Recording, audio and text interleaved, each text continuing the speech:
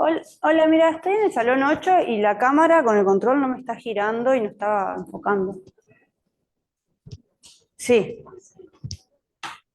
dale, dale, gracias. Chao.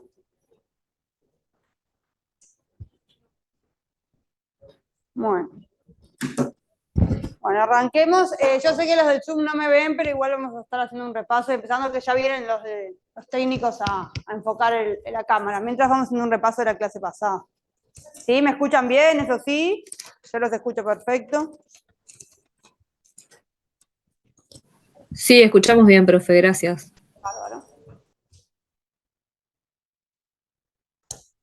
Bueno, ¿se acuerdan de lo que estuvimos hablando la clase pasada? ¿De qué temas hablamos la clase pasada?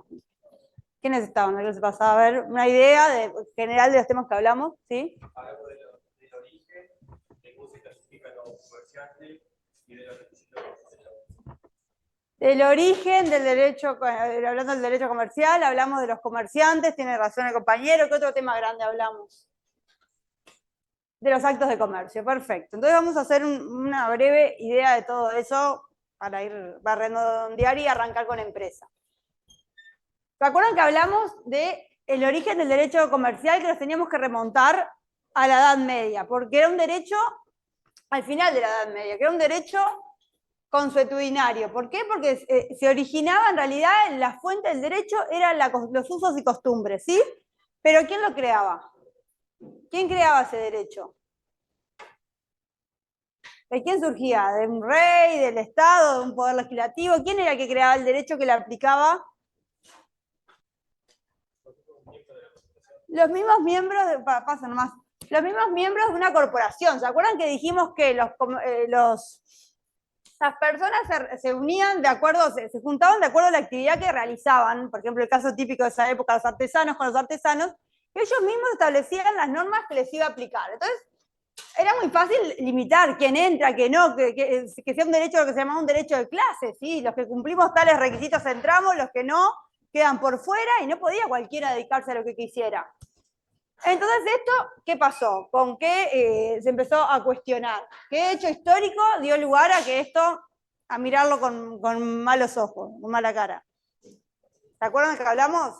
A La partir de Revolución Francesa. la Revolución Francesa, perfecto. La Revolución Francesa empezaron a decir, no, libertad, industria y comercio, cada uno se puede dedicar a lo que quiere, vamos a abolir las corporaciones.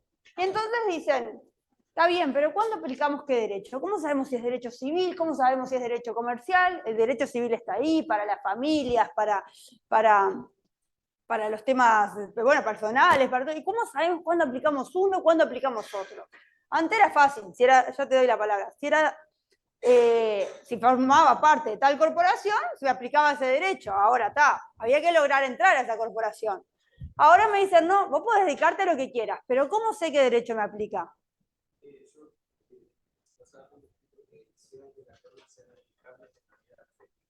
Exacto, buscaron un criterio objetivo para que las normas, para aplicar las normas. En vez de ser un criterio de que sea, como habías dicho, de clase, algo subjetivo, si formás parte tenés tales normas, no. Buscaron criterios objetivos para determinar qué derecho es el que me aplica. Y ahora, ¿cómo sé yo qué derecho me aplica? Cuando son actos de comercio se aplica el derecho comercial. Perfecto, lo que dijo el compañero. Cuando hay un acto de comercio se aplica el derecho comercial. Es un criterio objetivo. No importa a qué te dedicas, no importa, o sea, sí, va a importar qué acto hiciste, pero digo, no importa quién sos, qué requisito cumplís, nada. Si vos haces acto de comercio, seas comerciante, no seas comerciante, ese tema puntual se va a regular por el derecho comercial. ¿Sí? Por lo tanto, si yo, abogada, y ustedes, estudiantes, realizamos un acto de comercio, ¿qué derecho nos va a aplicar en eso? En ese acto, si mañana, no sé, una compraventa con intención de revender, etcétera, y uno no paga, ese litigio, ¿qué derecho se va a aplicar? El comercial, ¿sí? ¿Eso significa que yo sea comerciante? No, porque ahora vamos a seguir viendo cuándo. Buenas. Sí, no, tengo acá el control y no lo puedo girar. Está. Perfecto, entonces habíamos dicho que cuando hay un acto de comercio se aplica el derecho comercial. ¿Y cuándo hay un acto de comercio? ¿Cómo sé yo cuándo hay actos de comercio? O sea, el Código de Napoleón, Francia dijo, bueno, busquemos un criterio objetivo, hay acto de comercio, se aplica el derecho comercial. Y ahora la pregunta, ¿cuándo hay un acto de comercio?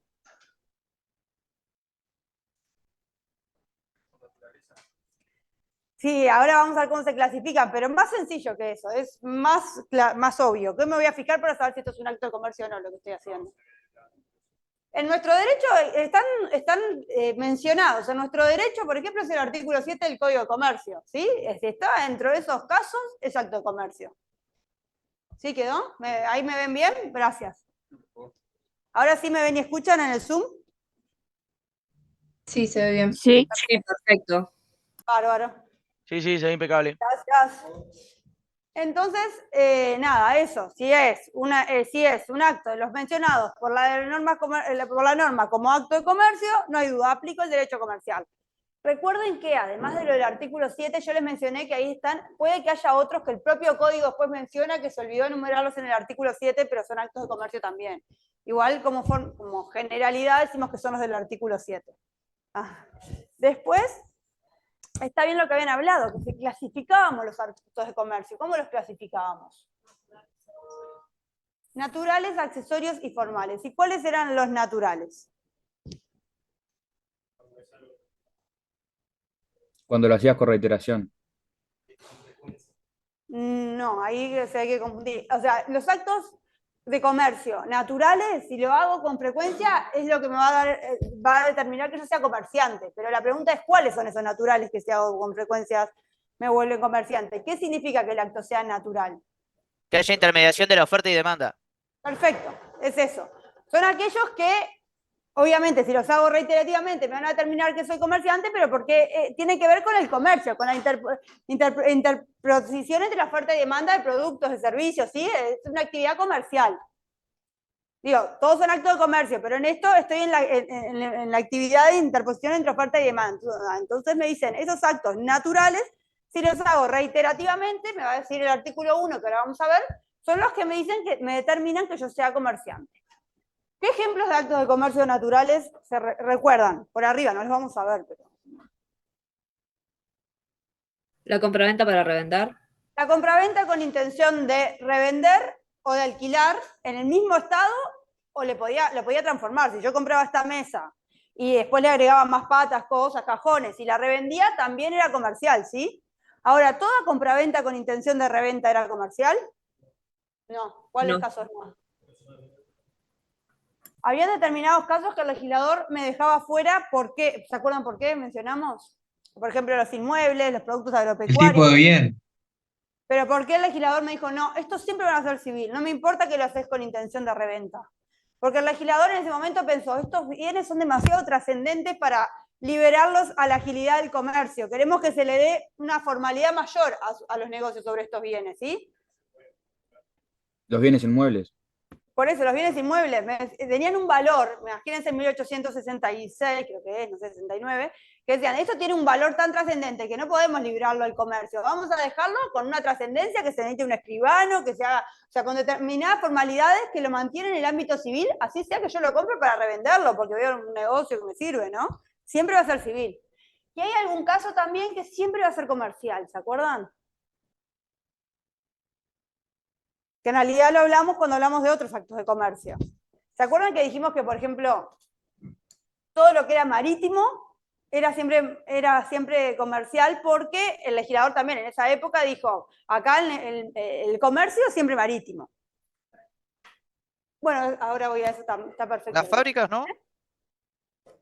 No, todo lo que es marítimo quedaba en el derecho comercial. Y me decía específicamente la norma que la compraventa de buques era comercial, era un acto de comercio, me decía, en otro inciso.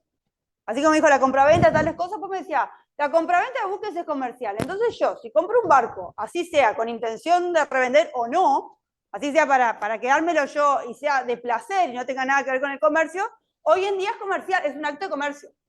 Porque otro inciso me aclara que toda la compraventa de buques es comercial. Entonces, tengo que la compraventa con intención de revender o alquilar, en principio, es comercial. Sin embargo, puede ser con intención de reventa y que sea civil, cuando son inmuebles o cuando son productos agropecuarios, O puede ser que no sea con intención de reventa e igual sea comercial, como el caso de los buques. Y otro caso, acá me decían, la compraventa de monedas, por ejemplo.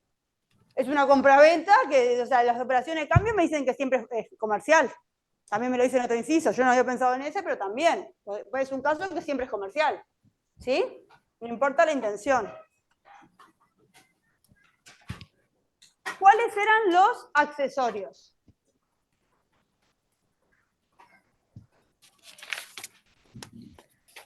¿Alguna idea de cuáles de qué eran? Los que no son civiles ni comerciales, según Está otro, perfecto.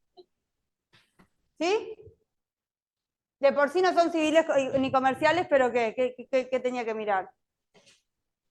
según el acta que está vinculado.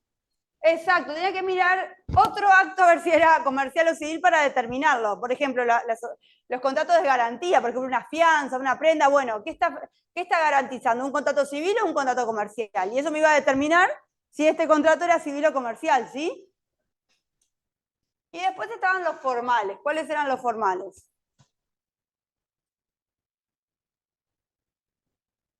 Los que ¿Alguna tienen idea? planta escribano Los que público. Los formales. son actos Era el de caso de comercio. los valores, de las sociedades comerciales. ¿Se acuerdan de que por sí realizarlos no, a diferencia de los serían lo contrario de los naturales, de por sí no me determina que yo sea comerciante, porque no tiene que ver con la interposición entre la oferta y demanda de productos y Son los que servicios. hacerlo de Pero, manera continua te determina que son comerciantes. justamente, los formales no, los naturales sí, pero los formales, yo porque emita cheques y cheques no me voy a transformar en comerciante, ¿sí? Sin embargo, toda la regulación del cheque, toda la regulación de la sociedad comercial está regulada por el derecho comercial. O sea, el acto en sí del cheque, el acto en sí de la sociedad comercial, cómo se constituye, cómo se disuelve, cómo se reúnen los órganos, todo eso, la mayoría que se adopta, es derecho comercial. Pero no librar muchos cheques, no realizarlo con reiteración me va a transformar en comerciante, ¿sí? ¿Se entiende la idea? Bueno, después, ¿qué más hablamos? Ahora, los actos de comercio naturales, ahí va. ¿Qué pasaba si los hacía reiteradamente? Ya lo mencionamos. Me volvía comerciante. ¿Qué requisitos me establecía la norma para ser comerciante? ¿Se acuerdan en qué artículo estaba? Ay, bueno, eso vamos a omitirlo. En el Capacidad, primero del código. matrícula. ¿Qué artículo lo decía? El El artículo 1. artículo primero del código de comercio. Perfecto. El ¿Qué artículo requisitos? 7 del Código de Comercio.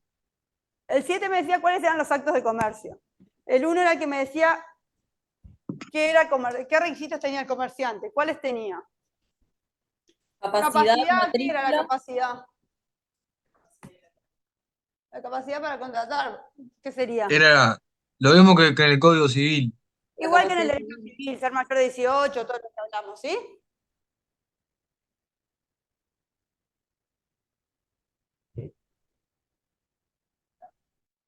Está. Después,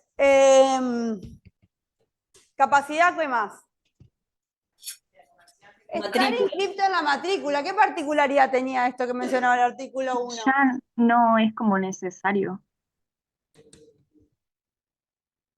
Perfecto, todo lo que ya lo... Inscripción en matrícula. Si bien me lo dice el artículo 1, yo les conté que al principio había tenido una discusión.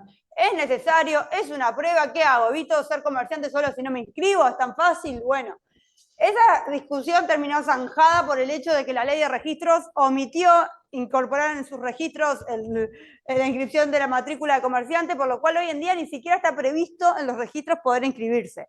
Por lo cual no hay duda que si bien el artículo 1 lo menciona, no es un requisito para poder ser comerciante, ¿sí? Porque hay una ley posterior que directamente no prevé la posibilidad de inscribirse. ¿Qué otro requisito? Ejercer actos de Acto cuenta de propia. comercio. Ahí va, ejecutar, ejercer, actos de comercio, cualquier acto. Esos actos nosotros sabemos que tienen que Naturales. ser naturales. ¿Y cómo lo voy a ejercer? ¿Cualquier ejercicio de acto de comercio me transforma en comerciante? ¿O cómo lo tengo que ejercer? ¿Qué requisito me ponía para ese ejercicio? Dos De cosas. cuenta propia. Por cuenta propia, ¿qué quiere decir? Si yo soy un empleado del comerciante que hago la compraventa, ¿Soy comerciante por ir y ejecutarla? No. ¿Dónde tienen que recaer los efectos? ¿Quién tiene que tener las consecuencias? En mi patrimonio. El comerciante es el que tiene realmente el interés, ¿sí? Por cuenta propia, ¿y qué más? Y de profesión. Tiene que ser como su profesión y habitualidad. ¿Qué quiere decir como mi profesión? Que tiene que ser mi medio, no es que sea mi principal medio de vida, no me tiene que ser ni suficiente, pero yo lo tengo que tomar como un medio de vida, ¿sí? Además tiene que ser habitual. Y de nuevo, ¿qué es habitual? ¿Que tengo que hacer 2 por año? ¿Que tengo que hacer 3? No sé, la norma no me lo aclara, pero sí que no lo puedes hacer de forma aislada. Tienes que hacerlo con medio de vida y con frecuencia, ¿sí?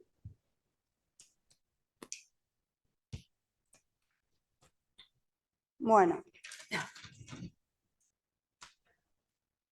Entonces, vamos a ver qué más hablamos. Dijimos eso. ¿Y por qué me interesaba saber si era comerciante o no?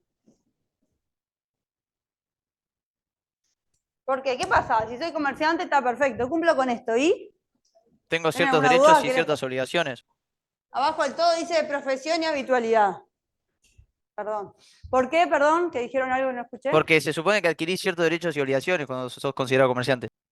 Sí, el comerciante tiene una cantidad de obligaciones, que no sé, ¿se acuerdan que hablamos que si bien el código le Tributos. dice obligaciones, nosotros ¿cómo le decíamos? Cargas, porque en realidad no es que tenga en sí una consecuencia directa por no hacerlo, que haya una sanción, pero sí que es de su propio interés realizarlo, ¿sí? Va a tener consecuencias positivas si lo puede hacer, si los hace, si los cumple. ¿Cuáles eran esas obligaciones? No, y además, perdona, sí, ya vamos, pero ¿se acuerdan que también hablamos que por qué hay un incentivo a que lo cumplen? ¿Por qué nos interesa que el comerciante cumpla con estas cargas? ¿A quién le interesa? Para que A haya la sociedad. transparencia. A toda la sociedad, al Estado, a los acreedores, a todos, ¿no? Nos interesa que el comerciante sea prolijo, que podamos saber con qué contrató, poder sacar información como acreedores del comerciante, también como el Estado para temas tributarios. Digo, hay un interés general de que se cumpla con estas obligaciones que llama el código, y para eso la ley, en vez de decirle, si no lo cumpliste en esta sanción, no, lo que hace es darle beneficios si lo lleva a cabo, ¿sí? ¿Cuáles eran entonces, sí, ahora sí, esas obligaciones del comerciante, Carla? Una era llevar los libros, esa era capaz que de las más trascendentes que más ¿Estar recordamos. inscrito en el registro de comercio? Perfecto, bueno, ¿y cuál era la otra? Y después, Rendición de cuentas. rendir cuentas, vamos una por una. Estar inscrito en el registro. ¿Se acuerda que hay determinadas? O sea, el comerciante, eso ya lo hablamos. El comerciante individual hoy en día ir a inscribirse no lo va a poder hacer porque no tiene dónde. Pero sí hay una cantidad de otros documentos o actos que le piden a los comerciantes inscribirse. Por ejemplo, a las sociedades comerciales, que son comerciantes no individuales, ¿sí? Pero la sociedad que es comercial le piden una serie de documentos que tiene que inscribirlos y darle publicidad, que todos podamos saber, tener acceso a esa información. Por ejemplo, la constitución. Si una sociedad se constituye, se tiene que inscribir. Si una sociedad se disuelve, se tiene que inscribir. Si una sociedad designa a sus miembros de los órganos de administración y representación, tiene que comunicarlo de alguna forma al registro, inscribirlo. ¿Por qué? Porque si yo voy a contratar con la sociedad, tengo que poder saber si esta sociedad está vigente, si hoy en día sigue existiendo, si la persona que me dice que va a actuar por la sociedad es realmente su representante, ¿sí? ¿Se entiende? Entonces hay una serie de consecuencias negativas si no cumplen con eso. ¿Qué pasa? Una sociedad anónima que no cumple con inscribir su constitución, y bueno, los socios, por ejemplo, en grandes rasgos, no van a tener la responsabilidad limitada, van a responder con todo su patrimonio. Entonces hay una serie de consecuencias negativas si no cumplís con esos actos, ¿sí? ¿Lo podés hacer? Sí, podés no inscribir.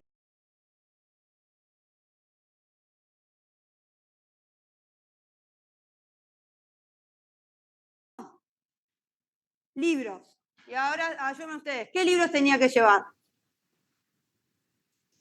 Diario, inventario y copiador de cartas. ¿Sí? Esos tres eran los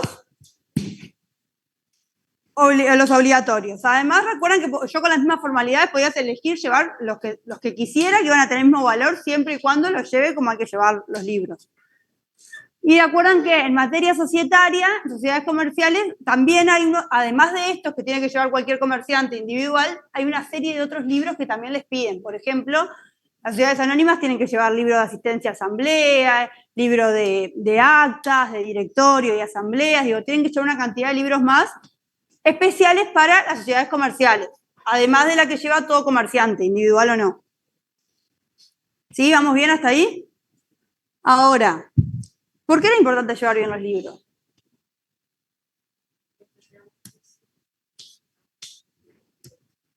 Para evitar fraude. Exacto, o sea, hay un interés en que sean transparentes, que podamos confiar en eso, pero ¿por qué? Acá la compañera me decía, por un tema, por ejemplo, de prueba en caso de un litigio. ¿Sí? ¿Se acuerdan que si un comerciante llevaba los libros correctamente y otro los llevaba de forma irregular, el que iba a tener validez como medio de prueba va a ser el que lo lleve en forma regular, por lo cual la ley me está permitiendo que yo preconstituya, la cree antes la prueba a mi favor. ¿Sí? Yo ya sé que si lo llevo prolijo lo voy a poder usar como medio de prueba si tengo un conflicto con otro comerciante, ¿sí? Ahora, y ya sé que si no lo llevo correctamente, que lo llevo de forma regular, voy a tener que, la prueba va a ser la que presente la otra parte si lo lleva correctamente, ya sé que empiezo en desventaja. Además, ¿se acuerdan que en materia concursal habíamos mencionado que para poder presentarme a concurso voluntario, quiere decir que el propio deudor se presente a decir, miren, estoy en una situación de insolvencia, necesito buscar una forma de salir de esta situación, solo lo puede hacer voluntariamente, o sea, presentarse él si presenta sus libros correctamente, tiene que mostrar que está bien, que es una situación de insolvencia, pero fui prolijo con mi contabilidad. Si él no puede presentar los libros, si no tiene los libros llevados correctamente, el concurso tiene que presentar un acreedor y las consecuencias son desfavorables en el proceso concursal para el deudor, ¿sí? ¿Y cuáles eran esos requisitos que tenían que cumplir los libros? ¿Obligatorios? ¿Diario? ¿Qué es el libro? ¿Qué llevas en el libro diario? A ver quién se acuerda. Las operaciones diarias. Todos los movimientos, sí. Después, el inventario que llevaba. Los estados contables al cierre de cada ejercicio, ¿no? Ustedes lo deben saber más que yo, pero sí, los balances. Y en el copiador de cartas habíamos mencionado que es obligatorio, es totalmente obsoleto, pero la norma me lo pide tener y en teoría registraría todas las correspondencias que recibo y envío, ¿sí? ¿Está bien? ¿Entendiste? ¿Quedó claro? Está. ¿Cuáles son los requisitos que tengo que cumplir con esos libros para llevarlos? ¿Cómo los tengo que llevar? Encuadernados, foliados, rubricados, Perfecto. no rayaduras, no tachaduras, no dejar en blanco, un idioma español. Está bien. Teníamos que diferenciar requisitos extrínsecos que tenían que ver con la estructura, con la formalidad, y otra cosa, requisitos intrínsecos que tenían que ver más con cómo tengo que llevarlos yo. Los extrínsecos eran que los libros tienen que estar forrados, tienen que estar foliados, o sea que tengo que tener numeración en cada hoja para saber si falta una hoja, ¿sí? Tienen que estar todas numeradas. Y rubricados, que eso es algo importante, tiene que tener una intervención del registro de comercio. El registro de comercio lo sella. Este es el libro diario de este comerciante. Y el comerciante no va a poder tener otro libro diario rubricado hasta tanto acredite que ese se le terminó. Es una forma de controlar que no haya varios libros en la vuelta, que no me haya sustituido uno por otro, ¿sí? Y además para registrar va a tener que llevarlo en orden cronológico, va a tener que llevar, no puede tener talladuras, no puede tener blancos, tiene que llevarlos en idioma español. ¿Y qué pasa si le erra una vez y se equivoca? ¿Cómo soluciona? Tiene que Con hacer un contratiempo, ajuste. ¿sí? Tiene que hacerlo, ahí va, la fecha que lo nota, tiene que hacer un ajuste. No puede tachar, ni borrar, ni nada de eso. Después de los libros habíamos hablado de la exhibición, ¿se acuerda? ¿Sí? Ya vamos a hablar de ese tema, de qué pasaba si yo quiero acceder a los libros de un comerciante. ¿Puedo ir y pedir que me muestren sus libros los comerciantes? No. ¿Qué pasaba? ¿Cómo tenía que ser? Si hay un conflicto entre comerciantes, por ejemplo, y le digo, mostrame tu libro para utilizarlo de prueba. No, sí.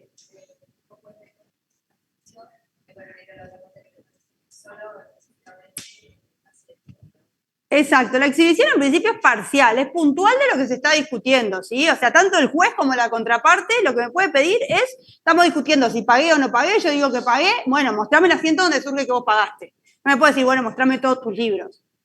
Y había excepciones que permitían una exhibición general que eran puntuales. ¿Se acuerdan que hablamos de los casos de sociedades comerciales, los casos de sucesiones? Donde está bien, vos llevas los libros, pero yo tengo el mismo derecho que vos. Yo soy tan dueño de esos libros como vos, por decirlo de alguna forma, ¿sí? Está bien, son los libros de nuestro padre comerciante y somos los dos herederos. Bueno, vos los tenés, pero yo tengo derecho a ver también qué surge de ahí. Y ahí podía pedir la exhibición general, pero solamente la podía pedir la contraparte, ni siquiera el juez podía pedir mirar todos esos libros, ¿sí? La exhibición general solo la podía pedir la contraparte, en casos puntuales. Y por último era la rendición de cuentas. ¿En qué caso iba la rendición de cuentas?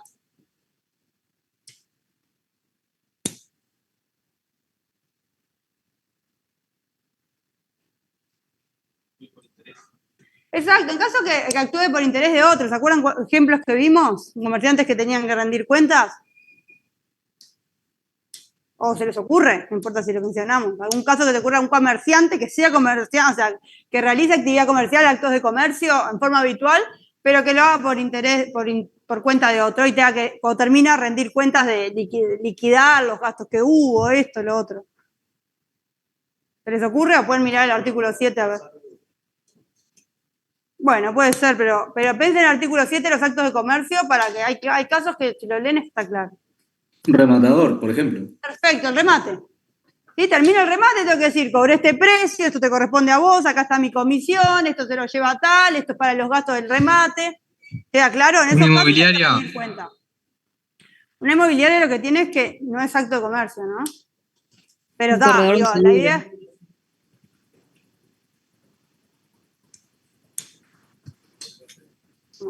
O sea, pero el que está bien, en realidad la inmobiliaria no está bien. El corredor, ¿se acuerdan que el corretaje, que era el que acercaba a las partes para que ellas después contraten? Bueno, el corredor también tiene que rendir cuentas. Acerqué a las partes, conseguí, gasté en esto, tuve tantos viajes para buscar quién te compre eso, digo, capaz que asume gastos, costos que después tiene que trasladar a la parte que lo contrató. Bueno, eso también tendrá que rendir cuentas, ¿se entienden los casos? Yo si compro algo para revender, y no tengo que rendir cuentas a nadie. Ahora, si alguien me hace un encargo, como por ejemplo, buscame a alguien para que compre mi mesa. Bueno, si tengo que ir, buscar, reunirme, transporte, esto y lo otro, después le tengo que rendir cuenta de los gastos que tuve, de las cosas que tuve, bueno, en esos casos hay que es una obligación rendir cuentas. ¿Se entiende? Y después habíamos mencionado un poco el tema de los auxiliares de comercio. ¿Se acuerdan que en realidad el código le llamaba auxiliares de comercio, pero se ponía de título auxiliares de comercio y en realidad era una mezcla de casos donde eran comerciantes en realidad, que le ponía obligaciones o derechos adicionales a cualquier comerciante. Otros casos que en realidad era un empleado del comerciante, como el factor, y que le ponía, por ejemplo, la prohibición de desarrollar la misma actividad, que en realidad era una prohibición a un empleado del comerciante, nada más, no tenía por qué llamarlo auxiliar de comercio, pero el código lo llamó así. ¿Alguna duda? ¿Hasta ahí de lo que vimos en la clase pasada? Antes de seguir, primero, ¿sabes? Me había olvidado, les voy a anotar de dónde estudiar estos temas, ¿sí? Así ahora entramos de lleno a empresa.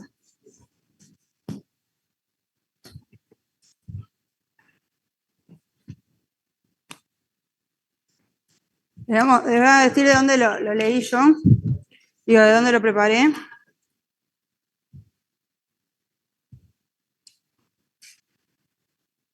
Se los leo a los del Zoom igual. Nociones, ahora lo escribo y se los leo.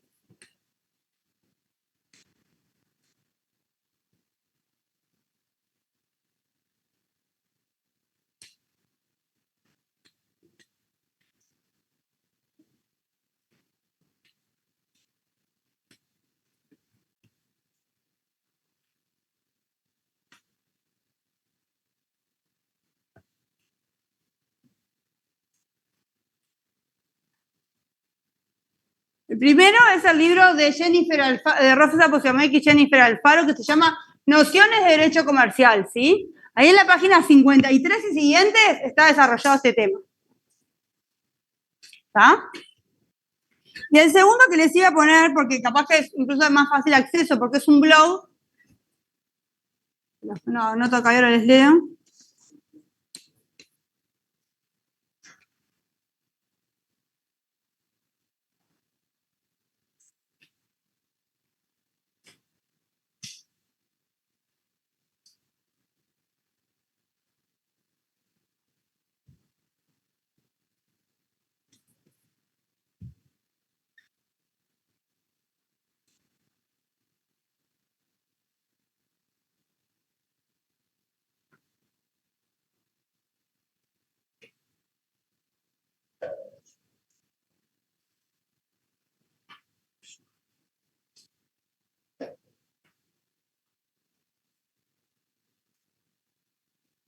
Bueno, es estos manuales de la profesora Beatriz Bugallo, que ya tiene un blog donde los tiene cargados. Entonces es más fácil de acceder. Acá en el Derecho Comercial beatrizbugallo.blogspot.com ustedes pueden acceder a los manuales que hay que entrar a que se llama Derecho Comercial, Conceptos Fundamentales. Son 2 tomos y hay que ver de los 2, porque uno tiene actos de comercio, otro tiene la empresa, me parece, pero de los 2 pueden sacar ¿Puedes estos repetir temas. el nombre más lento? Sí. Derecho Comercial, Conceptos Fundamentales. Y el blog se llama Derecho Comercial Beatriz Bugallo.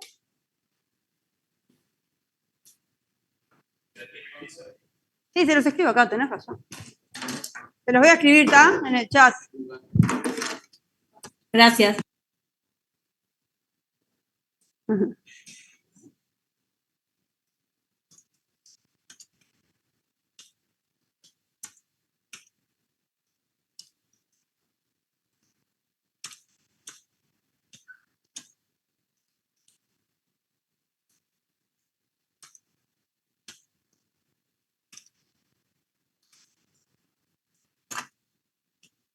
Y la otra es...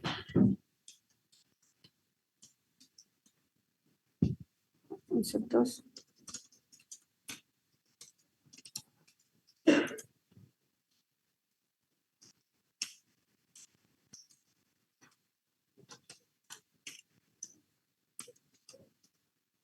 Y es Derecho Comercial. Beatriz.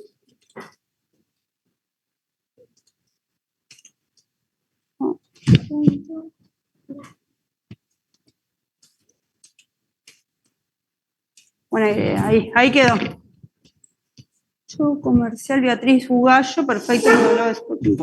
Sí, ahí pueden acceder a estos temas que vimos la clase pasada y esta. Y ahora sí, entonces vamos a seguir.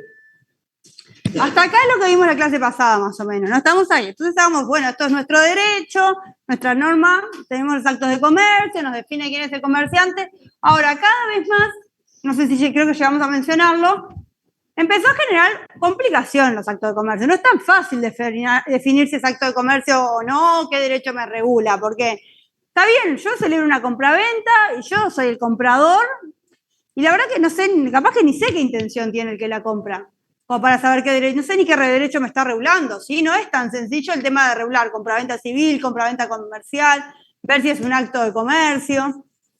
Entonces, bueno, por eso hay derechos, por ejemplo, ya les cuento, ya que estamos, por ejemplo, en Argentina, que empezaron a unificar el derecho civil y el derecho comercial. Hay como una tendencia, pero acá no ha pasado y hoy en día tenemos las 2 regulaciones.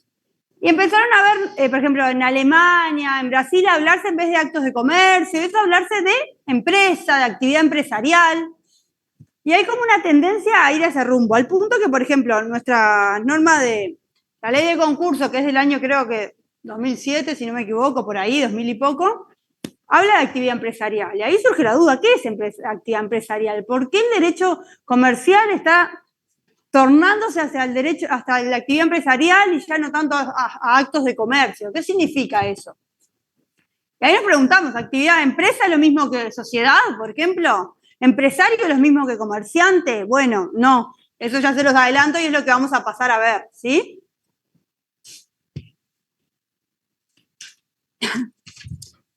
¿Qué es? Entonces, la pregunta es, ¿qué es una empresa? Y acá, te lo dejo un poquito más y ahora lo borro.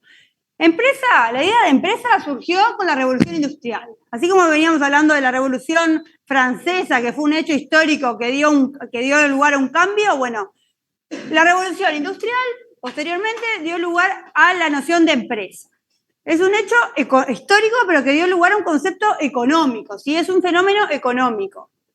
Y nuestro derecho y todo en el mundo se empezó a hablar de la actividad empresarial y adoptar esta idea de la economía. Y se empezó a cuestionar, pero cuando hablamos de actividad empresarial, ¿de qué hablamos? ¿Hay una noción en nuestra ley? No. Entonces, ¿cómo sabemos si es actividad empresarial o no? Bueno, tendremos que recurrir a lo que la economía define como derecho, como actividad empresarial. Y ahí sí, voy a pasar, perdón, a borrar. Y ahí sí surge el concepto de empresa. ¿Qué es una empresa?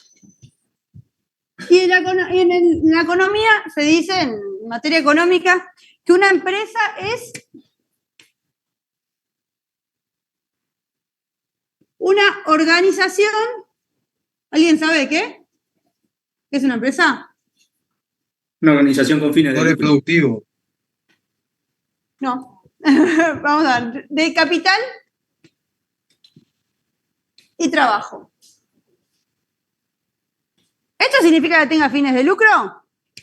¿Puede haber una organización de capital y de trabajo que sea sin fines de lucro? Sí, una ONG. Una ONG, Sí. claro, una asociación civil, una cooperativa, capaz que se organiza. Hay capital, hay trabajo, hay que organizarlo, pero no tenemos una finalidad de lucro, por ejemplo, ¿sí? O sea que acá lo que es la actividad empresarial es una organización de capital y trabajo. ¿Qué es capital? Bueno, en capital hablamos de todo, hablamos de la materia prima, de la infraestructura, de la maquinaria, del capital de giro, de todos los recursos financieros que tiene la organización. Y en el trabajo, ¿de qué hablamos? De los recursos humanos. ¿Qué es trabajo? ¿Qué es trabajo para ustedes? ¿Qué es trabajo? ¿Cómo sé si hay trabajo o no hay trabajo en una organización? La mano de obra. Sí, es un esfuerzo voluntario, sí, y consciente, porque si no es voluntario, ¿de qué sería? Esclavitud, ¿sí? Tiene que ser voluntario y tiene que ser consciente, pero tiene que ser ajeno. Eso es lo importante. Yo, si estoy haciendo una actividad, estoy trabajando, un esfuerzo, o sea, justamente trabajando no, o sea, estoy haciendo un esfuerzo voluntario, todo lo que quiera, pero con capital, pero lo hago para mí mismo, no hay trabajo. Si soy la única persona que lo realiza y con mis propios recursos, etcétera, etcétera, no, soy yo que estoy haciendo, no hay una actividad empresarial. En la actividad empresarial tiene que haber recursos humanos contratados y tiene que haber trabajo. Tiene que ser ajeno, tiene que realizarlo alguien ajeno al titular, ¿se entiende? Por lo tanto, así por arriba, después vamos a estar deshilachando mejor esto, pero si yo les pregunto, ¿una sociedad comercial es una empresa? Sí, ¿Siempre? no. ¿Por qué no? Yo tengo una sociedad anónima que es dueña que es tenedora de un inmueble. Hay 1000 casos. Millones. ¿Está? Solo puso en mi caso una sociedad anónima para que mis acreedores personales no puedan ir contra eso, yo qué sé qué, no importa. Y está, una sociedad comercial es una sociedad anónima que es tenedora de un inmueble. ¿Hay actividad empresarial ahí? No. Ahí no hay ni siquiera empleados, digo, no hay trabajo ninguno. No importa si yo hago algo. Y si hago algo en el inmueble, pero no hay empleados, no hay una combinación de trabajo. ¿Sí? No solamente eso, tengo que hacer una actividad, pero tengo que organizar los recursos financieros y recursos humanos. Si yo no hay recursos financieros o no hay recursos humanos, no puede haber una empresa nunca. ¿Sí? ¿Se entiende? Entonces, ¿quién va a ser el que determine cómo se organiza? ¿Quién va a ser el que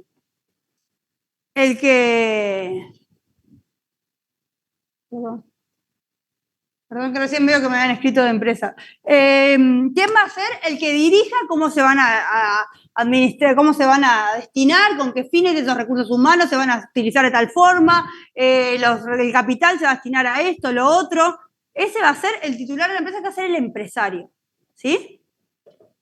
El empresario va a ser el que determine cómo es la organización, el que tome, el que impulse la organización y determine cómo se va a realizar, cómo se van a destinar los recursos humanos, los recursos de capital, los recursos financieros. Pero en realidad, o sea, por lo tanto, la empresa es una persona, es un sujeto. Yo puedo decir, mi empresa es dueña de esta mesa. ¿Una empresa puede ser dueña de algo? ¿Una empresa así? ¿La empresa no? No, el empresario. La empresa es una organización de capital y trabajo, no es titular de nada, es la forma de organizarse el capital y el trabajo, ¿se entiende? Que va a tener un empresario que decida cómo se organice, pero la empresa en sí no es un sujeto. No, atrás habrá una forma jurídica que desarrolle esa empresa. Va a haber una sociedad, va a haber una persona física, va a haber una asociación civil, y ese es el sujeto en sí. Pero la empresa, en realidad, cómo se organiza el capital y trabajo, no puede ser titular de algo. El titular va a ser la asociación civil, el titular va a ser la sociedad comercial, el titular va a ser la persona física. ¿Sí? Que va a ser la que decida cómo se va a organizar esto, pero cómo está organizado, eso es la empresa, cómo se organice. También puede ser una asociación civil y ser una asociación civil y que va a ser el titular, el sujeto que es el titular de cosas y que no exista empresa, porque capaz que no tiene empleados, por ejemplo. ¿Se entiende? ¿Queda claro, seguro? No, no te quedó claro, te mareó. Profe, ¿no se supone que la empresa es un ente autónomo que debería de poder tener como cosas a su nombre? ¿Cómo, perdón?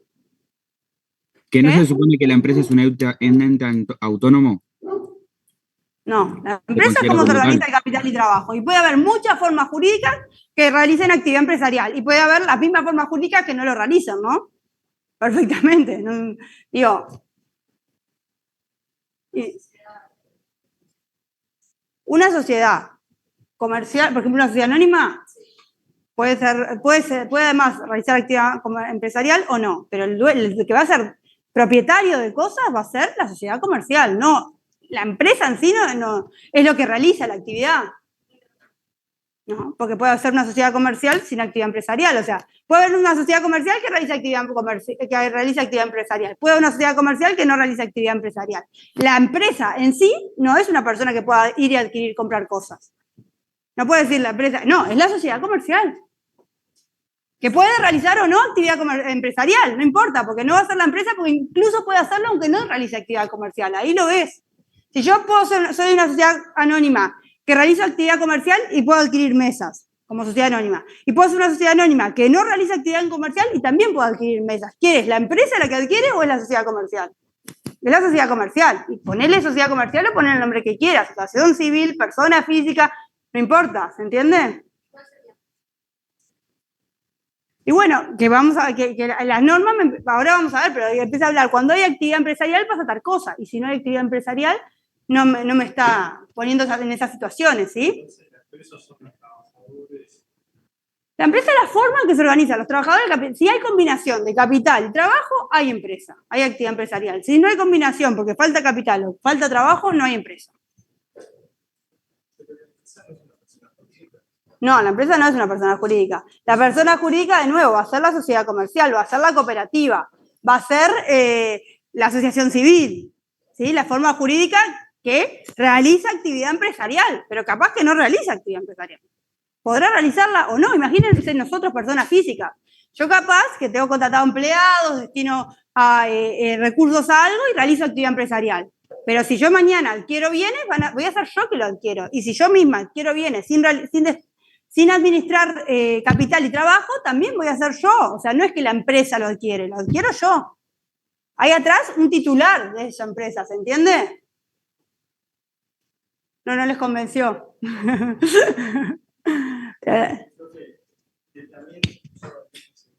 contable y esas materias siempre nos enseñan. Pero es bueno el dinero de la empresa, de la organización. Nunca el buen dinero. Obviamente que por eso es que estamos hablando de esto y está la aclaración y ustedes si fueran a los textos van a ver que se diferencia especialmente. Es lo mismo que el empresario, lo mismo que la persona, ¿no? O sea, ¿es sujeto de derecho? No, se aclara especialmente. ¿Por qué? Porque cuando lo usamos diariamente, hablamos la empresa hizo tal cosa, pero nadie se está mirando si en este caso hay una combinación de capital y trabajo o no. No es la empresa. Yo no voy a contratar algo y digo, vengo a comprarlo, la empresa no sé qué. No, vengo a comprarlo no sé cuánto SA, no sé cuánto cooperativa. Digo, no hay una forma que una empresa adquiera. Adquiere una persona jurídica que tiene una forma jurídica, ¿sí? La empresa no vas a encontrar una norma que diga la empresa es persona jurídica, no existe. Sí vas a encontrar normas que dicen la sociedad comercial adquiere personalidad jurídica en tal caso, la cooperativa adquiere persona jurídica en tal caso. ¿Sí? En todo caso es el empresario, no es la empresa, es el empresario, es el que decide cómo va a destinar los recursos que tiene. Una sociedad comercial puede ser titular de un bien y puede tener bienes, puede tener trabajadores, resolver cómo los destina y por lo tanto ser empresario.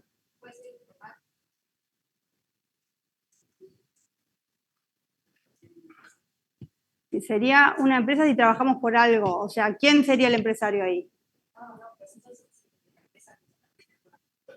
No, es actividad empresarial, pero siempre va a haber una persona atrás que sea el que contrata a los trabajadores, por ejemplo, y el que pone los recursos. Por eso, ¿quién sería? Nos juntamos, pero ¿quién sería el titular? ¿Cuál sería la forma jurídica que los ampara, por decirlo de alguna forma? ¿Quién los contrató? ¿Sí? El empresario va a ser quien los contrate, quien decía voy a tener estos recursos, los voy a destinar de tal forma. No es que tenga que venir él personalmente, pero si no van a ser empleados de él, digo, es la sociedad o la persona física que resolvió, voy a contratar, voy a destinar tantos recursos humanos, voy a contratar. Sí, vos cuando contratás con la forma, si vos querés entrar, no sé, empleado a algo, está bien, capaz que hablaste con una persona, pero el día que celebres el contrato va a ser con la forma jurídica que te está contratando. A partir de ahora, la empresa para más fácil. Sí, pero eso es una forma de definirlo en el contrato, no es que no tiene un concepto realmente, es lo que digo, siempre decimos la empresa adquirió no sé qué, pero está, realmente, técnicamente, ¿está bien? No, técnicamente no está bien. O sea, eso que está ahí atrás es el concepto y la persona física es otra cosa distinta. Persona jurídica o física puede ser el empresario, ¿sí? Se entiende que puede ser cualquiera, puede ser yo que tengo muchos empleados y desarrollo actividad empresarial y tengo capital. ¿Se entiende? Es la forma y ese es el concepto. En la forma jurídica sí, es el titular de la empresa, pero la empresa, ese titular puede ser actividad empresarial o no. ¿Se entiende? Si se convierte en que quieren empezar. Si quieres empezar la empresa. Pasa que vos, si querés... ¿Cómo hace en ese caso el emprendedor? Que se inscribe. No realizar... Si es el solo el que realiza la actividad empresarial no está haciendo. Actividad empresarial es organizar capital y trabajo. Si yo lo digo, voy a empezar mi propio emprendimiento y empiezo uno nuevo y todavía no tengo trabajadores, y claramente la actividad empresarial no puedo estar haciendo, porque no tengo combinación de capital y trabajo. Una figura, no sé, estas cosas, cuando te inscribes te piden, o el pozo ese te dice empresa. Sí, empresa unipersonal, digo, es lo que digo, capaz que encuentran lugares donde la definición no sea la técnica. Ahora, cuando hablamos de empresa, la empresa no puede ser persona, no van a encontrar una norma, porque es lo que digo, para darle a alguien una calidad de persona jurídica que puede ser titular de derechos y obligaciones, que yo puedo decir compro cosas, son mías, tengo mi propio patrimonio, tiene que haber una norma una persona jurídica que le dé esa personalidad, ¿sí? Ustedes van a la ley de sociedades comerciales y la ley de sociedades comerciales me dice, las sociedades comerciales son personas jurídicas. Ustedes van a la ley de cooperativa y me dice, las cooperativas son personas jurídicas. Yo no puedo decir, sí, ahora tengo mi propio patrimonio. La empresa no puede tener su propio patrimonio y no es una persona, porque no hay ninguna norma que me diga que la empresa es una persona. La empresa es la actividad que desarrolla otra persona, ¿sí? Que combina capital y trabajo. Bueno, el tema que a ustedes les llama la atención y les choca, no sé qué, ese es el tema que tiene el derecho hoy en día, que hay normas que me hablan de actividad empresarial, y esa es la pregunta, ¿qué es actividad empresarial? Y ahí el derecho se lo tuvo que empezar a preguntar, y no hay ninguna norma que lo defina, y sin embargo hay normas tributarias que lo mencionan, hay normas como la ley de concursos que les mencioné que lo menciona, cada vez en el resto del mundo hay normas que refieren a actividad empresarial, en vez de ya no les interesa tanto el acto de comercio, les interesa más la actividad empresarial o no. Y ahí empezaron a preguntar, ¿qué es una actividad empresarial? Y ahí tuvo que empezar a investigarse qué es una actividad empresarial. Y eso que a ustedes les llama la atención de cómo la empresa no puede adquirir cosas, es lo que todos escuchamos y todos lo que pensamos la primera vez. Y por eso ustedes cuando miren los libros que les puse, van a ver que hay capítulos o títulos que especialmente dicen, ¿es sujeto? ¿Es objeto? Son las preguntas típicas porque todos hablamos de la empresa como si fuera una persona o como si fuera un objeto también. Vendí mi empresa, ¿yo puedo vender mi empresa? No, la empresa no se vende, es la forma que organizo el capital y el trabajo, no es un objeto. ¿Sí? Eso es el establecimiento comercial, que es lo que van a ver la clase que viene. Yo puedo vender, puedo embargar mi establecimiento comercial, que es un bien complejo, porque está formado por, no sé, por las marcas, por bienes materiales, por bienes inmateriales, por una cantidad de cosas que forman el establecimiento comercial. Y yo lo que vendo es el establecimiento comercial. Y capaz que el establecimiento comercial no tengo empleados, no tiene trabajo. Y no era una empresa. Por decirte algo, no sé, se me está ocurriendo ahora, pero digo, son dos conceptos diferentes. El objeto es el establecimiento comercial. Está bien, nosotros cuando hablamos en el día a día decimos, vendí mi empresa. Técnicamente no es lo correcto, la empresa no se vende, ¿sí? No es un bien. No es un sujeto ni es un bien, sino que es la forma en que organizo el capital y trabajo.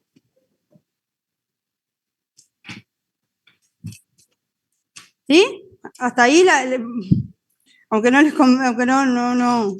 guste, vamos bien.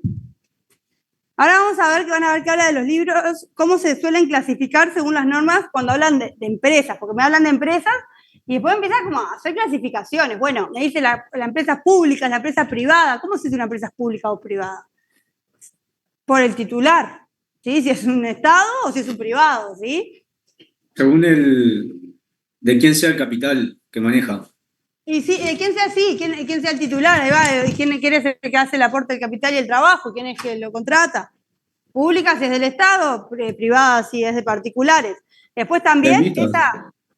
¿Perdón, qué? Pueden haber empresas mixtas, públicas y privadas. Sí, pueden haber, sí, perfecto. También esta organización de capital y trabajo, ¿con qué fines se destina? Puede ser empresas de primarias, secundarias y terciarias, que ustedes ya lo deben haber hablado. Primarias, secundarias y terciarias, ¿no? Sí. Sí. A ver, ¿alguien se acuerda de algo?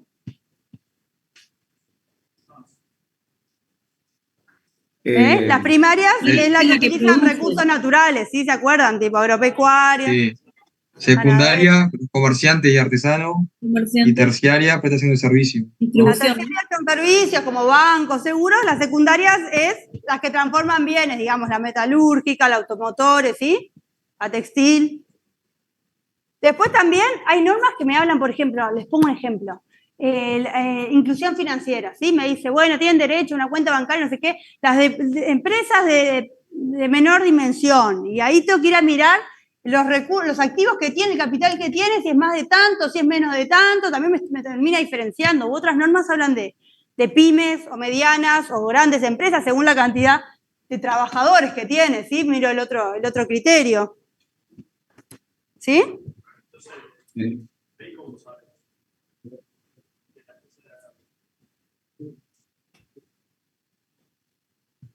No, acá las normas mismas me lo dicen. Voy a considerar que es una pyme la empresa que tenga menos o sea, que la organización sea de menos de tantos trabajadores. Miro este factor de la empresa, ¿entendés? No, bueno, ahí directamente no hay empresa. Igual, ¿entendés? O sea, directamente si no hay combinación de capital y trabajo, no va a haber empresa. Igual es raro que haya de capital, no haya de trabajo y no capital, porque hay que pagarle, hay que moverlo, digo. Sí puede haber de capital sin trabajo, pero. Bueno, ahí estás en una situación de insolvencia, pero. Bueno, para mí sí, porque en realidad estás en una situación de insolvencia, pero tenés tu deuda, tu patrimonio, tendrás el giro, digo, que no tengas nada, así, no sé, no le estás pagando a tus trabajadores tampoco, no tenés nada, ¿sí? No sé. Habría que verlo, pero digo, vos estás organizando, capaz que organizaste mal, pero organizaste tu capital y trabajo, yo qué sé, ¿entendés lo que quiero decir? Alguna vez lo hiciste. Y después vamos a empezar a hablar, después también tiene que ver, también suelen mencionarse las empresas nacionales o multinacionales según esta organización de capital y trabajo, refiere a capital y trabajo, que esté en un solo estado o en varios estados, ¿no? Entonces dijimos, primera, Revolución Francesa, lo que hablamos, Revolución Industrial, empiezan a estar el concepto de empresa con la Revolución Industrial, que pasa a ser la idea de empresa no lo mencionamos, pero empieza a desarrollarse como lo contrario a la actividad artesanal que había antes de la Revolución Industrial. Antes se buscaba, o sea, se producían los bienes individualmente, ¿viste? Uno a uno. Acá empezó con las empresas de fábrica, con la Revolución Industrial, empezó a producirse en masa, empezó a contratarse personas, a producir una cantidad, y bueno, y después de las empresas de fábrica se trasladó a las empresas de servicios que hoy en día conocemos, y este fenómeno hoy en día es más trascendente. Otra cosa que les iba a preguntar, ¿qué les parece? ¿El empresario es lo mismo que el comerciante? ¿Empresario y comerciante son lo mismo? ¿Por qué no? Porque el empresario Quizás puede el llevar a cabo comerciante. actividades no comerciales. Sí, no terminé de entender, acá lo estaban diciendo, pero parece que lo que dijeron es lo mismo. El empresario podrá ser comerciante o no. Si el empresario, la actividad que realiza son actos de comercio, va a ser comerciante, pero si la actividad es civil, podrá ser empresario sin ser comerciante, ¿se entiende? Porque puede haber actividad empresarial civil. Acá yo no estoy diferenciando entre actos de comercio o no. ¿Se entiende? En la idea de actos de comercio para definir qué derecho me aplica, ya se está derivando a mirar más. O sea, hoy en día nuestro derecho no está ese cambio, todavía el acto de comercio existe, pero cada vez hay una tendencia más a diferenciar entre esa actividad empresarial o no me importa, ya no diferencia tanto en el acto en sí, sino que hay actividad empresarial o no. Por lo tanto, puede haber actos de comercio realizados por un empresario y puede haber otros actos realizados por un empresario que sean civiles. ¿Está? La empresa puede estar bajo una forma jurídica de una sociedad comercial también, o puede estar bajo la forma de una asociación civil que es civil. ¿Está? O sea, la actividad empresarial no va de la mano con definir derecho o comercial o civil, a diferencia del acto de comercio, ¿sí?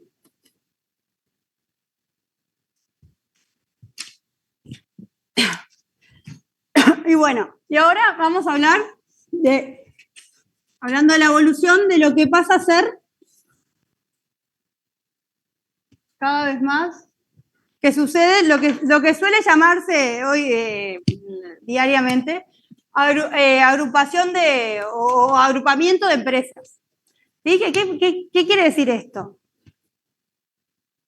Una forma jurídica que tiene una combinación de capital y trabajo decide unir de alguna forma, combinarse con otra forma jurídica, puede ser la misma o no, que tiene su organización de capital y trabajo. ¿Por qué querrían hacer eso? ¿Por qué cada vez sucede más eso? Bueno, ¿qué me permite el monopolio, por ejemplo? Para controlar el mercado, para fijar el precio. Bueno, para poder, por eso, tener más poder de negociación, llegar a más consumidores, tener información que capaz que yo no tenía y si me junto con otro la tengo. Nada, un montón de cosas, ya ni se me ocurre, pero reducir costos operativos, capaz, si juntamos nuestros empleados o... Asumir riesgos, Sí, disminuir riesgos, todo eso. Entonces, cada vez, así como en la revolución industrial, el boom fueron las empresas, hoy en día el boom es la agrupación por lo que llamamos agrupación de empresas, que en realidad es uniones entre diferentes formas jurídicas, ¿sí? Esta agrupación, o esa cooperación puede ser contractual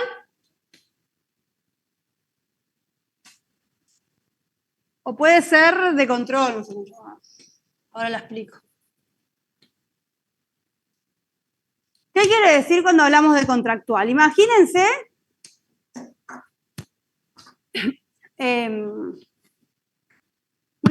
imagínense, esto es otra cosa, pero para tener una idea, una compraventa. Yo vendo esta mesa, él la compra. ¿Yo qué es lo que voy a querer? ¿Por qué vamos a luchar, digamos, los dos? ¿Yo qué voy a querer si vendo esta mesa?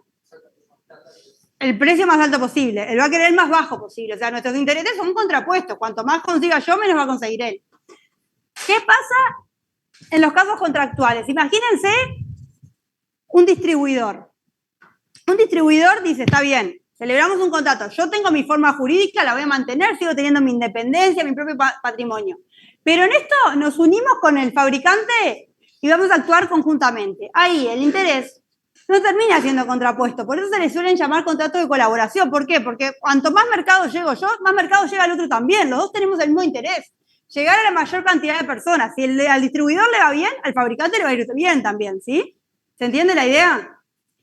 Si bien es contractual, porque solo nos unimos con un fin concreto en un contrato y cada uno sigue manteniendo su forma jurídica separada, su patrimonio, su independencia, su toma de decisiones, para ese punto concreto celebramos un contrato y nos permite aumentar nuestro potencial, o sea, nuestras empresas aumentan su potencial cada una y si a ella le va bien, a mí me va bien, los dos queremos el mismo fin, ¿sí? ¿Se entiende? El mismo caso es un concesionario, el mismo caso es una franquicia. ¿Sí? Si yo abro otro local de McDonald's con una franquicia, y sí, si a McDonald's la marca le va bien, a mí me va a ir bien. Pero somos personas diferentes, ¿se entiende? ¿Se entiende cuando es, por ejemplo, un agrupamiento contractual? Esos casos. Es como, claro, es como que para esto concreto estamos unidos, pero yo sigo siendo una persona y vos seguís siendo otra. Es un contrato. No es una función, es un contrato. Acordamos que yo voy a vender esto y te voy a pagar esto de esto y que vos me vas a dar la mercadería en tal momento y capaz que acordamos exclusividad en determinadas cosas o que vos vas a trabajar en tales mercados, pero es un contrato. No deja de ser un contrato, una obligación contractual. ¿Sí? Solo me comprometí a esto. La diferencia con el control, con el ejemplo que decía el compañero, en el control, ¿qué puede pasar? Tuve, por ejemplo, una sociedad A y una sociedad B, por decir algo, decidan desaparecer y fusionarse en una sociedad C. O al revés, la sociedad...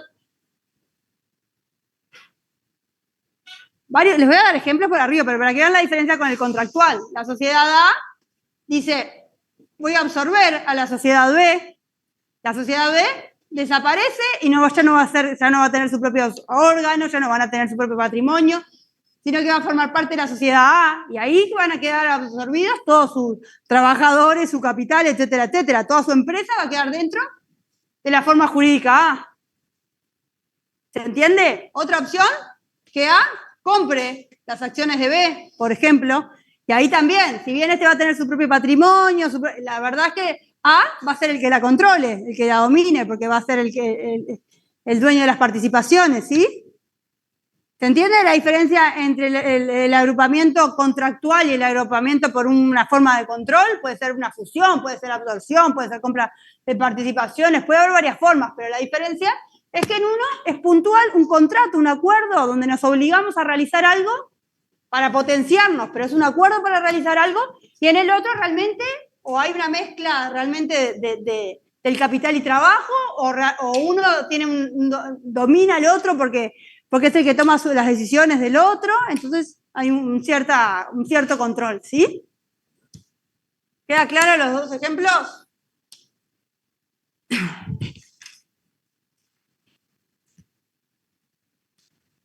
Bueno.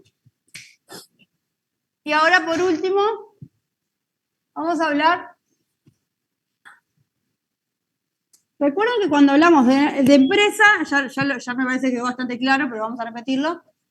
El titular de la empresa puede ser una persona física, una persona jurídica, dentro de eso puede ser una cooperativa, una sociedad comercial, una asociación civil, o sea, puede ser civil o comercial. Nosotros ahora vamos a hablar de las sociedades comerciales puntualmente, vamos a hacer en el tiempo que nos queda una referencia. ¿Por qué? Porque las sociedades comerciales, al igual que el comerciante, tienen las obligaciones del comerciante, ¿sí? Y entonces son comerciantes, pero no individuales, son una asociación. Yo puedo asociarme, la Constitución hasta lo establece como un derecho fundamental, el derecho de asociarnos con un fin común con otras personas. Ahora, ¿cómo elijo yo si quiero ser sociedad comercial, si quiero ser asociación civil, si quiero ser cooperativa o la forma que quiera? ¿Qué mirarían ustedes? La actividad a desarrollarse. La actividad a desarrollar, ¿qué serían las libertades?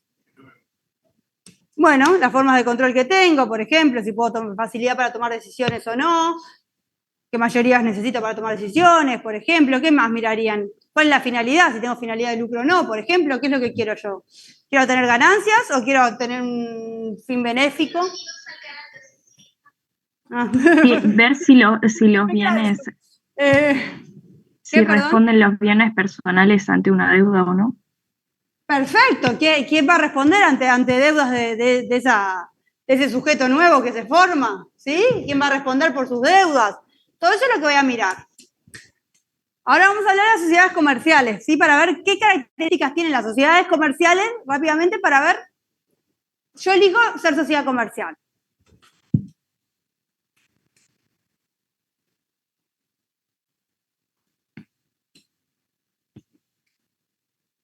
¿Sí? Las sociedades comerciales, recuerden que tenían las obligaciones del comerciante, o sea que tenía que llevar libros, inscribirse en el registro de determinados actos, incluso habíamos dicho que tenían libros extras. Ahora, la sociedad comercial, además dijimos que era un acto de comercio formal. ¿La sociedad comercial significa que tenga que realizar solo actos de comercio? La sociedad comercial puede realizar actos de comercio, actos civiles, puede realizar cualquier acto. Lo que va a ser comercial es justamente formal, todo lo que tenga que ver con su regulación. la sociedad en sí puede realizar la actividad que quiera, civil o comercial. Entonces, cuando hablo de sociedades comerciales, el artículo 1 de la ley 16.060, que es la ley de sociedades comerciales, ¿sí? Me dice que voy a necesitar primero personas. ¿Sí? Va a haber un elemento personal. Incluso, la ley de sociedades comerciales es bastante reciente, no, es de 1989, pero no es como el código de 1800 y pico. Sin embargo, mantiene algo del código que está a la vez basado en el código de Napoleón, que da a entender que la sociedad comercial es un contrato. ¿Sí? Entonces está regulado como un contrato, como un acuerdo entre partes, en un formato de contrato. Entonces siempre va a haber un elemento personal, que son aquellos sujetos que contratan para constituir una sociedad. Después va a tener un aporte.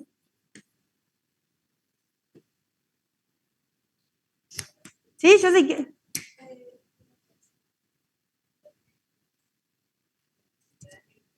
Una sola persona. Eso es un tema. Hasta hace 4 años atrás, no sé cuál fue, no se podía constituir sociedades de una sola persona. Todas las sociedades, como tenía que hacer un contrato, tenían que tener por lo menos 2 personas.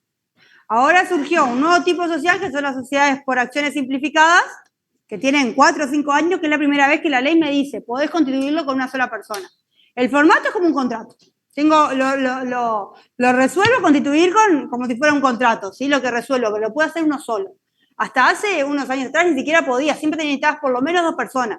Después, las sociedades anónimas, por ejemplo, vos podías vender las participaciones después que la habías constituido y que quede solo uno. Pero en el momento de constituirla no podías hacerlo con una persona, porque era un contrato que necesitaba 2. ¿Sí? Eso es toda una discusión del derecho comercial, justamente, por eso no quise entrar, pero ya que lo sacaste, es así. La 16.060 habla siempre de un acuerdo entre 2 o más, o sea, no lo dice, pero dice un acuerdo, entonces siempre se va a entender que son 2 o más. Hay una ley nueva que crea un tipo social nuevo, que son las sociedades por acciones simplificadas, que es un tipo social más sencillo que la sociedad anónima, pero que especialmente me dice que lo puedo constituir con uno solo. Y eso fue nuevo, porque salió una ley que lo dijo especialmente, si no, no lo hacíamos. Acá no se podía hacer, porque la 16.060 hablaba que era un acuerdo de partes. ¿Sí? No, sí, remite esa ley, después me remite en todo lo que no está previsto a la regulación de sociedades anónimas que está en la 16.060. Por lo cual, hoy en día, aunque la 16.060 me dice que es un acuerdo, hay otra norma aparte para un caso especial que me permite constituirlo con una. Y me dice que en todo lo que no está previsto acá voy a aplicar supletoriamente la normativa de sociedades anónimas. Entonces, empezó a existir lo que sería una sociedad comercial que puede constituirse con uno, pero eso es algo totalmente nuevo. La 16.060, que era la norma general de sociedades comerciales, siempre me hablaba de 2 o más personas. Y después voy a tener un aporte. ¿Qué es un aporte? El aporte es lo que el socio va a darle a la sociedad, va a decir, mira, yo esto es lo que te doy para que sea tu capital. ¿Sí? Es el mínimo de capital que va a tener la sociedad. Esto es el mínimo, que va a tener para funcionar la sociedad en giro. Esto es lo que yo te doy. Y esto es lo que yo estoy dispuesto a arriesgar. ¿Sí? En principio, ahora vamos a aclarar. Además del aporte, voy a tener que tener una finalidad. ¿Y cuál será la finalidad en las sociedades comerciales? ¿Qué les parece a ustedes? ¿A qué rubro se va a dedicar? Hola. No escuché, perdón. ¿A qué rubro se va a dedicar? ¿Qué es lo que va a hacer? Sí, no, más que la actividad. Razón de ser. La finalidad del socio. ¿Qué es lo que quiere el socio? Maximizar recursos. Ganancias. ¿Sí? Un fin de lucro. Acá en la sociedad comercial siempre hay un fin de lucro. Ustedes van a ver que en otros tipos, les comento, que en otras formas jurídicas, por ejemplo, las cooperativas, las asociaciones civiles que no tienen fines de lucro, si la cooperativa, por ejemplo, se disuelve, termina por el motivo que sea, la asociación civil, yo tengo que decir las ganancias que quedaron, ¿a qué las voy a destinar? Si se las voy a dar a otra asociación civil, ¿qué voy a hacer? Otros fines que no son llevárselo a los propios socios. En la sociedad comercial, la finalidad de los socios es que se me distribuyan dividendos, que me lleve la ganancia, y si no me la llegan a distribuir, cuando la sociedad termine, yo sé que todo eso nos va a repartir a nosotros, no tiene otro destino. ¿Sí? Las ganancias son para los socios. Es una finalidad de lucro. Entonces, la finalidad es participar en las ganancias. Pero la ley también me aclara que Esto es riesgo, y si no llega a haber ganancias, hay que soportar las pérdidas. ¿Sí? Después también me dice la ley que la sociedad comercial es sujeto de derecho, que ya lo hablamos. ¿Qué quiere decir sujeto de derecho? Es una persona jurídica distinta de los socios que la forman, que va a tener su propio patrimonio, que va a tener sus propios derechos, sus propios bienes y sus propias obligaciones, ¿sí? Diferente a la de los socios que la conforman. ¿Puede haber alguna sociedad comercial sin fines de lucro? No puede haber sociedad comercial sin fines de lucro. Sociedad comercial siempre tiene fines de lucro. No hay forma que las ganancias después se vayan a otro lugar a la larga que no sean los socios. Una fundación no es sociedad comercial. Es más parecido a una asociación civil, a las ONG y todo eso, tiene una regulación similar. Ahí sí, por eso, pero eso no es sociedad comercial. La sociedad comercial es sujeto de derecho, quiere decir que tiene su propio patrimonio, tiene sus propios derechos, tiene sus propias obligaciones. Si quiere comprar un bien, la sociedad, ¿de quién va a ser? De la sociedad. O sea, no es que los socios son una persona diferente a la sociedad, ¿sí? Y era lo que hablábamos hoy. ¿Por qué la empresa no decimos que es dueña de? Porque la empresa no tiene personalidad jurídica. La personalidad jurídica la tiene la sociedad, ¿sí? Si es una entidad empresarial de una sociedad. Si es de una persona, va a ser la persona física, y si es de una cooperativa, va a ser la cooperativa. Pero la ley me tiene que atribuir la personalidad. En el caso de la ley 6.060 se le atribuye la calidad de persona jurídica a las sociedades comerciales. Entonces yo voy a miro la sociedad comercial y digo, bueno, cumplo con esto, tengo personas, tengo un aporte para realizar, quiero tener ganancias, tengo un fin de lucro, me interesa que es un sujeto diferente a mí, como socio, y digo, bueno, vamos a juntarnos. O sea, somos 2 o 3 personas interesadas, vamos a formar una sociedad. Y ahí viene la duda, ¿qué tipo social adopto? ¿Por qué? Porque la sociedad comercial, dentro del género sociedad comercial hay muchos tipos. ¿Qué son tipos? Son estructuras, son formas de sociedades comerciales que cada una va a tener su propia regulación. Entonces yo tengo que decir, quiero ser una sociedad, ¿qué dice lo último? Sujeto de derecho, perdón.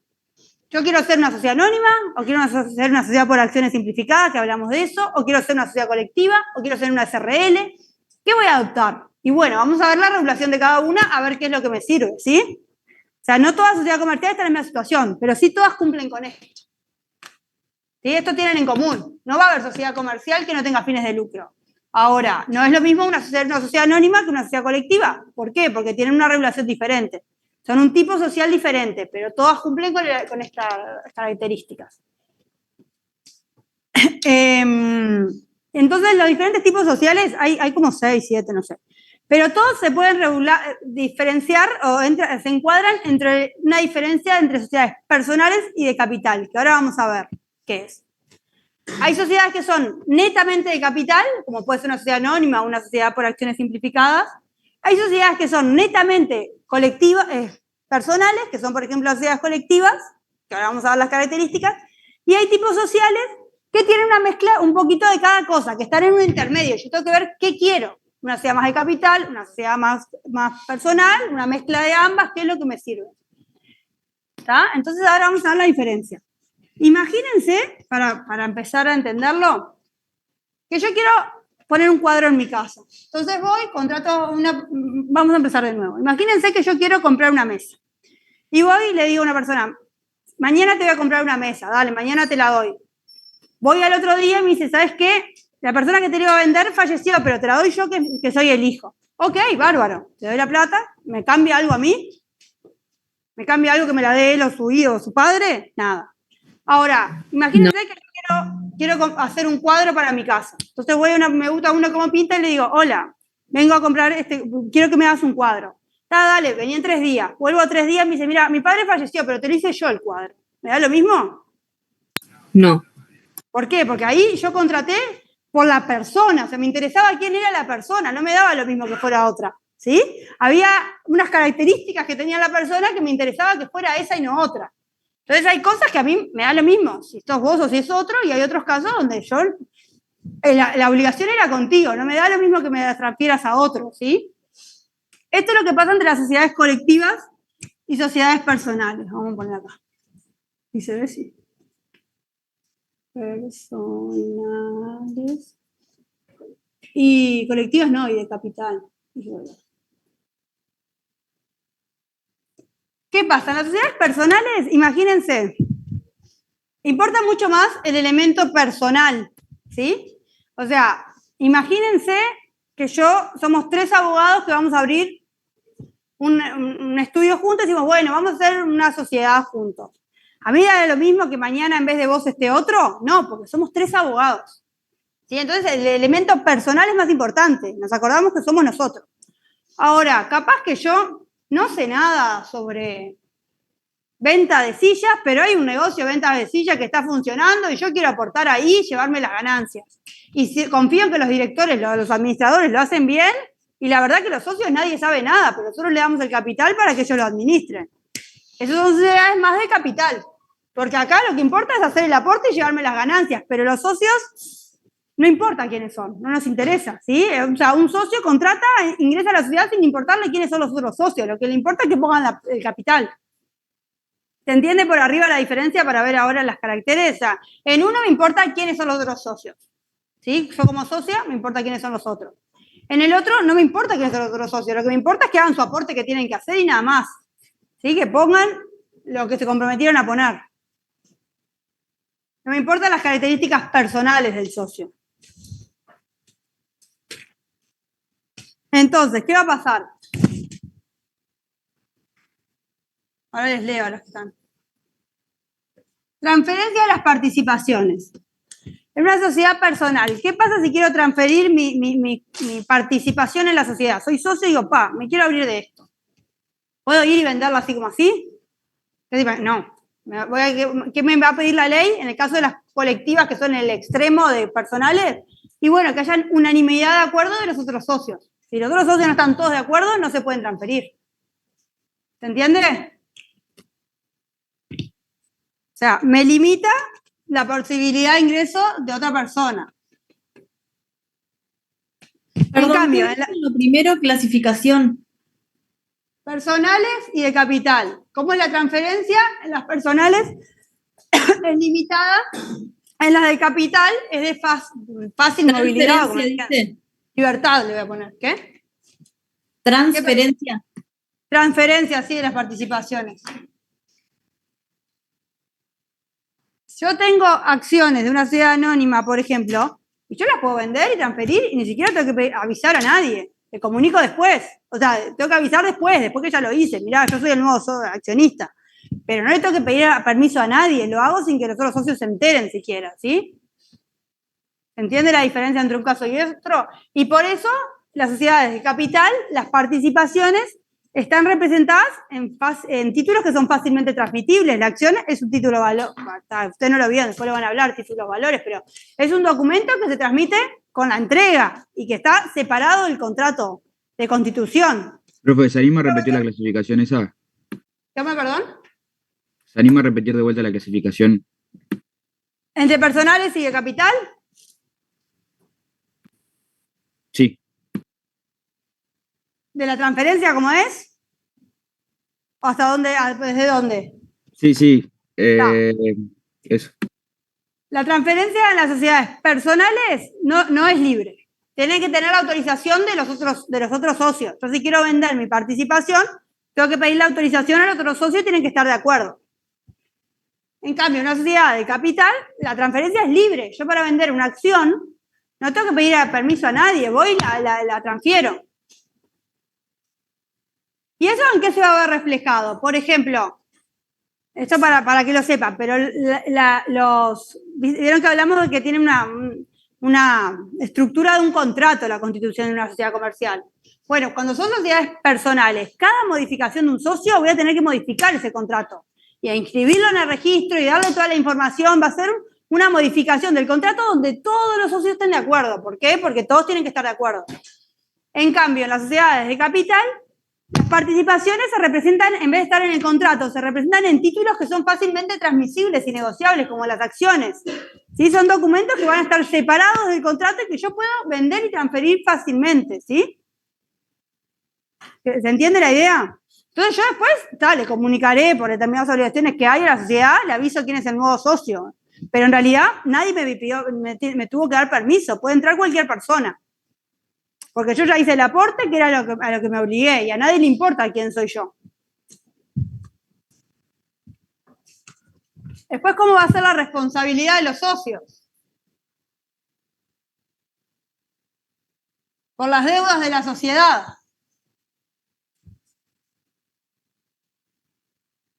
Ya les digo. La sociedad tiene deudas. En las sociedades personales hay menos separación entre la sociedad y los socios. Entonces, ¿qué pasa? Perdón, profe, ¿puede repetir de vuelta lo que escribió? Sí, ahora se los voy a explicar primero, después se los iba a leer. La responsabilidad por las deudas de la sociedad. En una sociedad personal, la responsabilidad es ilimitada. ¿Qué quiere decir? Que si los bienes de la sociedad, el capital de la sociedad no es suficiente para responder ante los acreedores de la sociedad, los acreedores van a poder ir, como en última instancia, al patrimonio de los socios. Hay menos separación entre la sociedad y el patrimonio de los socios. Si no es suficiente en una sociedad colectiva los bienes de la sociedad para responder por las deudas de la sociedad, los acreedores pueden ir en subsidiario, ¿no? Primero van contra la sociedad, pero la sociedad no tiene suficiente, voy contra los bienes de los acreedores. De los socios, ¿sí? ¿Entendió? En cambio, como todos conocen el caso de las sociedades anónimas, en la responsabilidad en la sociedad de capital es limitada. Esto es lo que yo aporté y esto es lo único que yo estoy dispuesta a perder. Si esto no es suficiente, contra mí no va nadie, ¿sí? ¿Se entiende la idea de las sociedades de capital? Por eso, en la sociedad de capital es mucho más importante el elemento del aporte de los que vimos. ¿Se acuerdan que dijimos lo que tienen en común todas las sociedades comerciales? Todas tienen aporte y todas tienen personas, pero en esta es más importante la persona y en estas es más importante el aporte. Yo aporté esto, y eso es por lo único que voy a responder. Sí. ¿Cuál es la diferencia entre la sociedad anónima y la CRL? Perdón, ¿no entendí? ¿Cuál es la diferencia entre la sociedad anónima y la CRL en ese aspecto? ¿Y la SRL? ¿La sociedad de responsabilidad limitada? Bueno, que la sociedad, justamente, la sociedad, mira, de capital, la sociedad anónima es una sociedad netamente de capital. Es el ejemplo típico de sociedad de capital. En cambio, la SRL está en un punto medio entre las sociedades de capital y personales. Si bien tiene caracteres de la sociedad de capital como la responsabilidad limitada, por ejemplo, la responsabilidad no es absolutamente limitada. Por deudas laborales son responsables, por ejemplo. ¿Sí? Y algunas caracteres también, las transferencias de participaciones requieren determinada aprobación. O sea, la SRL es el típico ejemplo medio, que tiene caracteres de las personales y caracteres de las de capital. En cambio, la sociedad anónima es netamente de capital. ¿Sí? ¿Se entiende eso? Para ver por qué es importante un tipo y el otro. Yo le estoy dando los ejemplos extremos, pero en el medio hay un montón de sociedades, de tipos sociales que tienen caracteres mezclados de las dos. La SRL es un ejemplo típico. ¿Y qué pasa? Como acá la responsabilidad es limitada, me permiten aportar cualquier cosa en la sociedad personal. Yo puedo aportar hasta trabajo. En cambio, en una sociedad de capital no podés aportar trabajo, no puedes decir mi aporte a la sociedad es que yo trabajo. ¿Por qué? Porque si mañana un acreedor tiene que ir a cobrarse con eso, no puedo decir, mira, lo que yo hago es trabajar, porque nadie me va a obligar a trabajarle para él. O sea, entonces yo tengo que tener bienes que él se pueda cobrar ejecutándolos en un procedimiento judicial. Tienen como que tener o capital o un inmueble, tienen como que tener bienes que puedan cobrarse de eso, que sirvan de garantía para los acreedores, ¿sí? ¿Se entendió eso? Porque acá yo puedo decir, mira, yo aporté trabajo y que se me valore mi trabajo. ¿Puedo? Sí. Acá puedo, no. Yo no puedo decir mi aporte a la sociedad anónima que trabajo. Porque el día que la sociedad sea deudora de un acreedor, el acreedor no tiene con qué cobrarse. Entonces tiene que ser bienes con el que un acreedor pueda cobrarse. Ya terminamos, que los veo cansados. Las vicisitudes de los socios. Por ejemplo, la muerte, la incapacidad.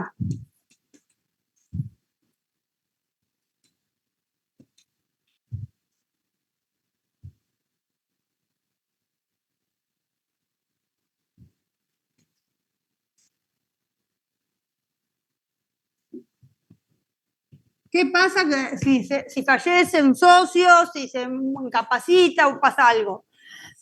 Bueno, en una sociedad personal va a afectar a la sociedad. ¿Sí? Los va a afectar. No es que entra un heredero como si nada y sigue todo igual. No. Van a haber consecuencias. Se modifica el contrato, puede ser que digan, no, prefiero que el heredero ni entre, le pagamos su parte, pero que se vaya.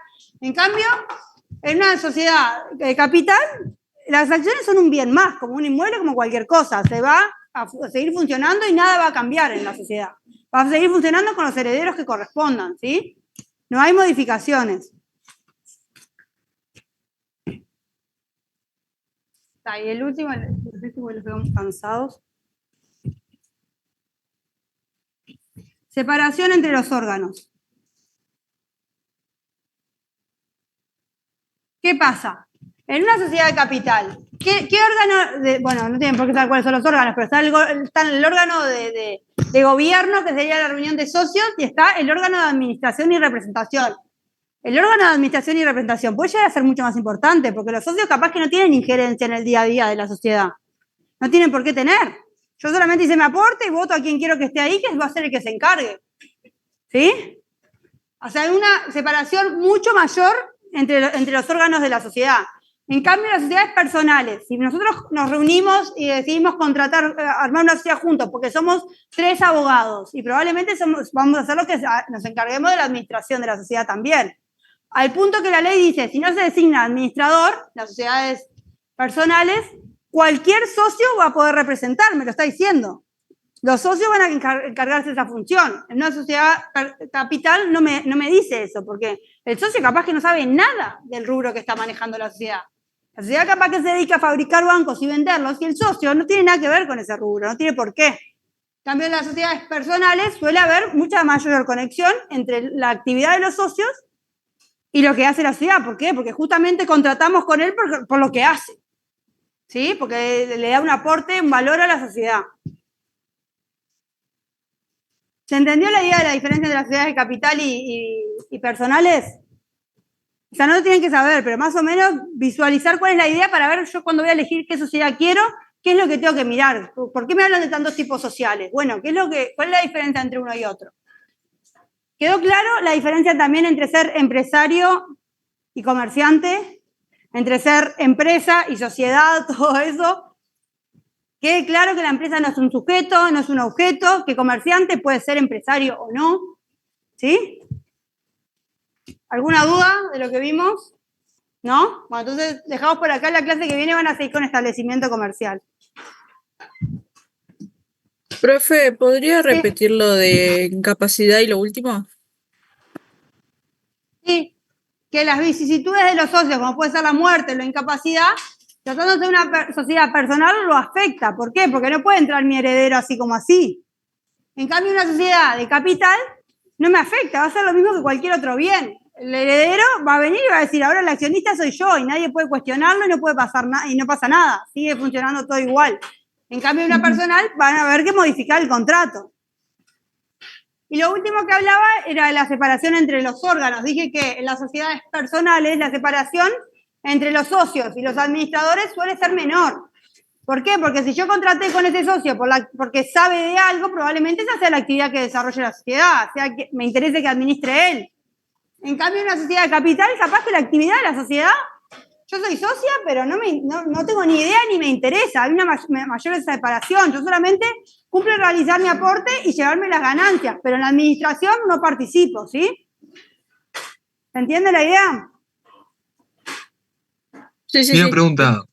Sí. ¿La unipersonal en ese caso es con contrato o no? ¿Cómo, perdón? ¿La unipersonal con contrato o Eso no es cómo se regula? No.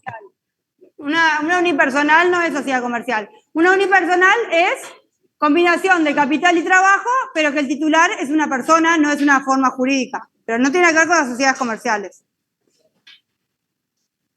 ¿Pero qué sería tipo comerciante? ¿O cómo? Bueno, si realiza actos de comercio va a ser comerciante. Si no, es solamente una empresa, que el titular es una persona sola. O sea, siempre es una persona sola, pero que el titular es un individuo, no es una forma jurídica. ¿Sí? Si yo tengo 5 empleados y tengo, o sea, si yo soy yo, con 4 empleados, no sé qué pueden tener los unipersonales, creo que pueden tener hasta 5. Aporto capital destinado a algo, tengo 4 empleados, bueno, seré un empresario. Y soy yo sola. Eso es una empresa unipersonal. Lo que la DGI llama empresa unipersonal. ¿Sí?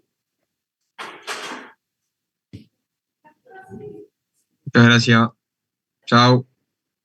¿Qué dice acá? Vicisitudes. De los socios.